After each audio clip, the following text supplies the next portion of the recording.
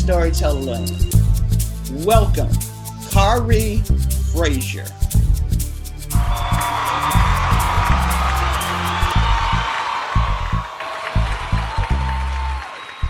All right. All right, ladies and gentlemen. First off, this is a heck of an opportunity. Thank you so much, Twisted Storyteller fans and Twisted Storyteller team. Shout out to Satori for this. And I'm starting off talking about a fan favorite when we're thinking about soul food and what soul food means to all of us. And I'm kicking it off talking about macaroni and cheese. You know, a lot of people, especially where I'm from, Thanksgiving's coming up, turkey's okay. People sort of always gonna eat some chicken, and then fish, if you know how to make it, is amazing. But people are going for the sides. A number one side in most our households is always macaroni and cheese. And the best macaroni and cheese that I've ever had actually wasn't even made from my mama or my grandmama or my great grandmama or my girlfriend's grandma or somebody on the other side. It's one of my homeboys, like my homie for real. A person I met that was rapping in my basement studio is the best chef of macaroni and cheese. And I'm going to tell you how this story all came together. So this is back to summer, maybe like '04, '05, around the time when Rasheed Wallace first came to the Pistons. So we can remember that time, that era, long tees and baggy clothes for guys, and in this long tee and baggy clothes and do-rag and that poor essence of like feeling like proof, like we all were. We in the middle of the basement studio session, and my homie gets a phone call on his cell phone. This is the flip phone era, so you flipping your phone, and it's our mutual friend Nicole. Nicole is begging him to make some macaroni and cheese. The first thing that I'm thinking, because Nicole's a mutual friend, is she's one of the best chefs I know. Like, Nicole will whip up a Thanksgiving just on an off Tuesday. And from top to bottom, everything's good. Even a dessert will be good. Like, Nicole's one of those people, if you're over at Nicole's house and she's cooking, you're going to eat. That's how good she cooks. So being that she's begging my homeboy to make macaroni and cheese, I'm thinking to myself, all right, is this like some type of practical joke? What's going on? I figured that bachelors made blue box macaroni and cheese, shells and cheese at best. I was just getting that whole thing down, how not to make the water and the milk boil too much. So like, he knows how to make macaroni and cheese for real. Like, I'm taken aback. And then one of the best chefs I know, or cooks I know, is begging him to make macaroni and cheese. So he's sitting there, and my homeboy Maceo, in true Maceo fashion, is giving Nicole the hardest of times. All right, what is it for? Why you want me to do this? I don't know. I don't like getting out my family recipes, and this is getting into this, and this is getting into that. So Maceo is just giving her a hell of a time, and I'm sitting here thinking to myself, all right, I don't think we're going to do the rest of the session tonight, because he's talking to her for an hour about whether he's going to make macaroni and cheese or not. And as he's talking to her, I get more and more interested in him making macaroni and cheese, because it starts being like, yo, this is a real thing. And the real thing that it was for was Real Men Cook. And I'll get a little bit more into that later. But my main thing was like, Maceo knows how to make macaroni and cheese. This is like surprising. I gotta follow this script out. So I told him, I was like, look, I'm going to wake up, and whenever you go shopping, I'm gonna find out what you're doing with macaroni and cheese, because I swear to God, I think you're just asking your mama to make this macaroni and cheese. So Maceo said, bet, in usual Maceo fashion. He called me early one Saturday. I woke up, rolled out of bed, and drove to a Farmer Jack. This is back in Farmer Jack days. Always loved Farmer Jack too. It's like Farmer Jack was the place to go. And he started off getting some cottage cheese, and then he got some sharp cheddar cheese, and then he said, I got to get the rest of the stuff from some other place. And I was thinking to myself, like, damn, okay, you got to get the rest of it from other places? We went to like 3 different grocery stores for specific brands and specific types of cheeses. It was like he was doing a science project to make macaroni and cheese. I thought to myself, all right, first off, we spent like half the day going to different stores to get the specific brands of this macaroni and cheese. And he had to get a specific pan for the macaroni and cheese. It was so particular and meticulous and over the top. I was taken aback, period. So, with that whole thing happening, this is the start of the like, okay, he may be on to something with this macaroni and cheese. He makes the macaroni and cheese, move forward, maybe 2, 3 days, Real Men Cook happens. Real Men Cook at the time was a special like Father's Day event, like right before everything kicked off around 4th of July, where it'd be a lot of black men specifically cooking, like black fathers cooking for the community. So we get to Real Men Cook. It's in my neighborhood, like at Focus Hope, on the Focus Hope campus. Linwood, Davidson, everybody around 12th Street, shout you out. And I'm there. I know some people.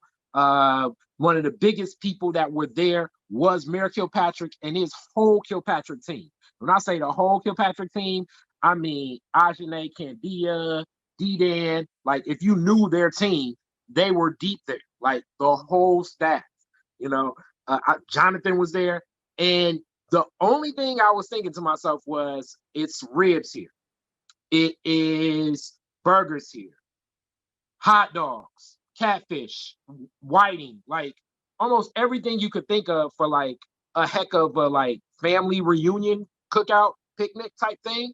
And macaroni and cheese would be something you want, but I'm thinking to myself, like, I don't know what's gonna happen with this. And Maceo walks in with like the smallest pans of macaroni and cheese that you could ever think of. Like, I mean, you can kind of see like maybe this much, like a chessboard full of macaroni and cheese.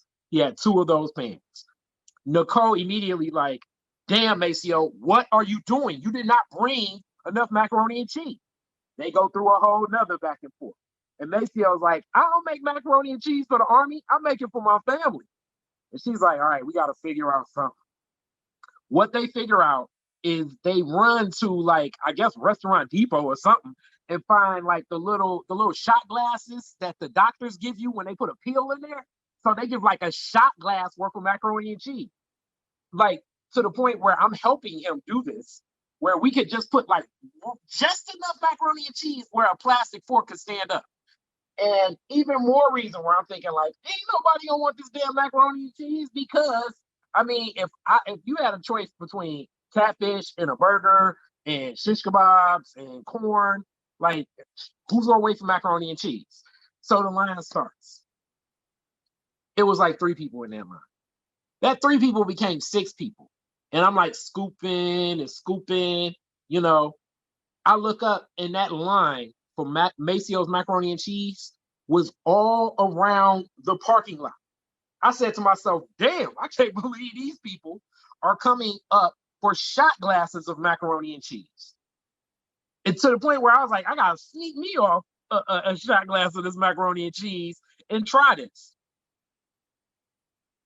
It's the best macaroni and cheese you will ever have in your life. And it was understandable.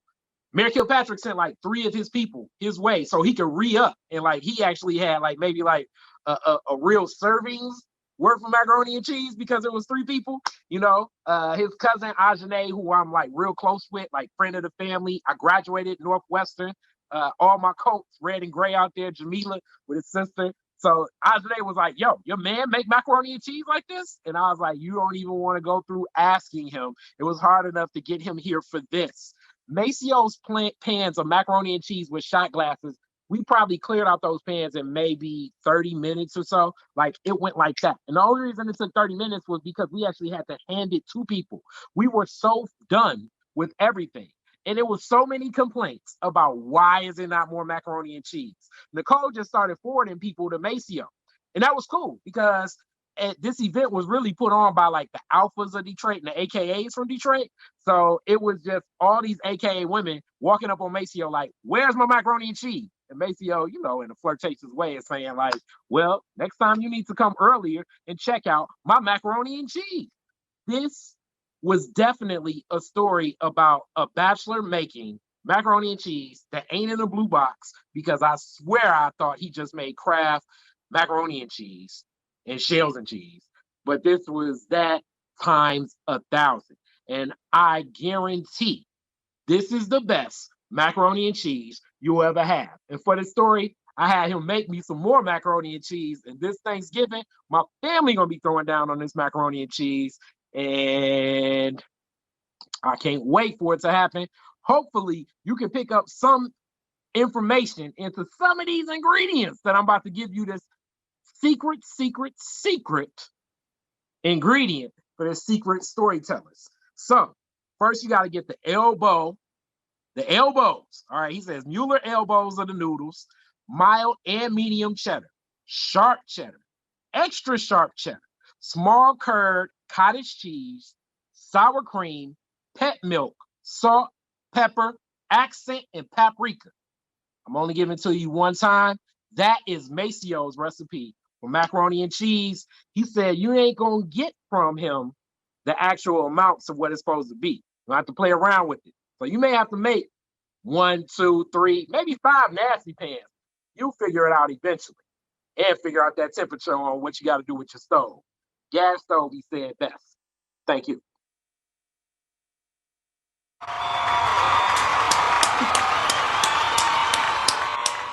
Thank you, Khary. Great story.